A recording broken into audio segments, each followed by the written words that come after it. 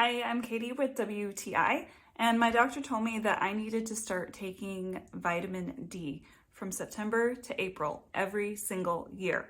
If I don't start taking it right in September, I notice that my energy drops really low, really fast.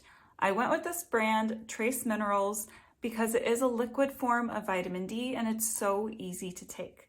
It has a very, very mild citrus flavor, and it does have an oil carrier. So you will notice that when you take the drops, it is a bit oily. And if you read on the label, there's an MCT oil.